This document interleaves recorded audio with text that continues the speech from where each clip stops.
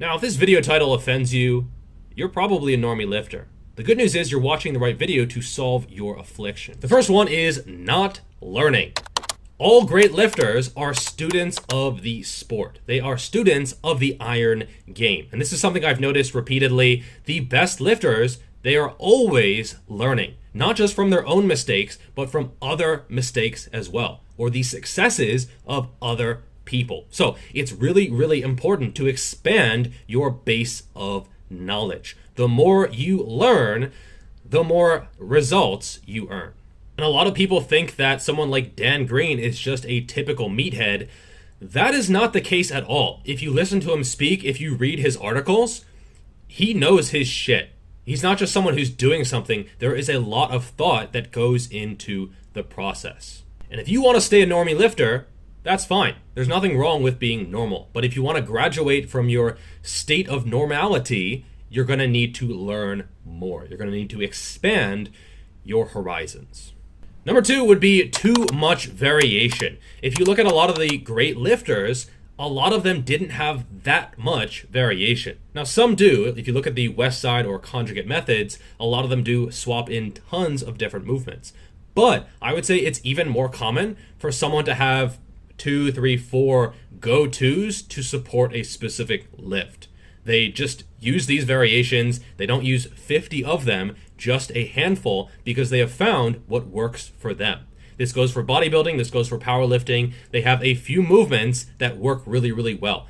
Enough movements to stay healthy, to not have overuse injuries left and right, but not so many that most of the program is fluff. You probably don't need 60 movements in your program. You also probably need more than 6. So somewhere between 6 and 60 is going to be your sweet spot. Probably 20, 30, maybe 40, somewhere in that range. And I think the best way of thinking about variation is like this. Let's say you line up in a row your number 1 to your number 20 biceps exercises. You line them up. You have your best one that is like going to provide the most growth, the most efficient, doesn't beat up your joints, and you love that exercise. Then you have number 20, which is like, you don't feel it that well, doesn't provide a lot of growth, it's okay, it kind of beats you up a little bit, not the greatest. Which ones are you going to want to prioritize? Obviously, number 1 is going to be the best, but you don't want to only do number 1. You do need some variation, some variability in your training. You want to have number 1 for sure. Number 2 and number 3, excellent movements. Definitely include them. 4, 5, 6, probably worth including, but maybe not that often. 7, 8, 9, 10, probably do rarely. Just if you're feeling bored or if you want like a little bit of motivation, you want to hit an easy personal best because you haven't done it in a few months, that kind of thing. Number 11 to 20, you should probably just not do those, okay? Because that energy, that effort could be better spent. Spending more time on number 1 to 10. Preferably number 1 to 5. So having too much variation is definitely not great.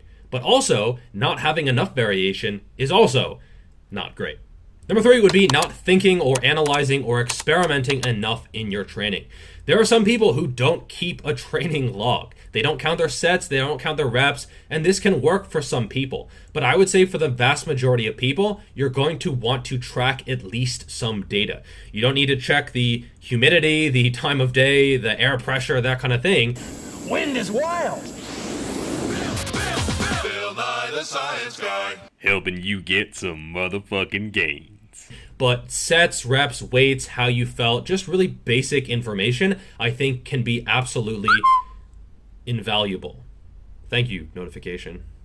Coach Geoff triggered. As a coach, it blows my mind how often I see this. Someone has been training for 3, 4, 5 years, and I have a question that says, what is your training history? Describe in as much detail as possible. And they give like one sentence. Like, 2018 I did CrossFit, 2019 I started lifting weights, and now I can bench 1 plate. Okay, well, as a coach, having more information is useful. And if you're coaching yourself, having more information is still useful. The human brain does not remember everything, okay? You probably don't even remember what you had for breakfast a week ago. Okay, so you're not going to remember your entire training history from multiple years in the past. And yet, this is incredibly useful information. So always be analyzing, always be experimenting, always be thinking about what you're doing. Don't go too far on the other side where you're analyzing more than you're actually training, but you do need some of both. Number 4 would be not pushing yourself. Now, I don't think train harder than last time is the best or most nuanced advice, but for most people, it's probably a good thing to do because most people just don't know how to push themselves. In today's soft as fuck society, most people just don't know how to push even anywhere close to failure, let alone to failure or beyond failure. Now, I'm not saying you have to go to failure, but you need to be able to do it if necessary, if only to keep yourself honest with where you are in proximity to it. And I did a video a while ago talking about the one single thing that will get almost everyone better results is simply pushing yourself harder. It really is that simple for the vast majority of people. Now, as you learn that skill, as you are able to push yourself harder, that's when you need to also be able to hold yourself back. Most elite athletes have a coach, and that coach is not to push them. That coach is to hold them back. Number 5 would be blindly following anyone or anything. Okay, this could be science. You see a scientific study and you're like, oh my God, I should always do 12 sets because that's what the research shows. Well, that study is on other people. So you can't necessarily take a scientific study and apply it to yourself because n equals 1 in terms of you is different from n equals 1,000 of other people. You might be average, but you also might be an outlier. This goes with any kind of system as well.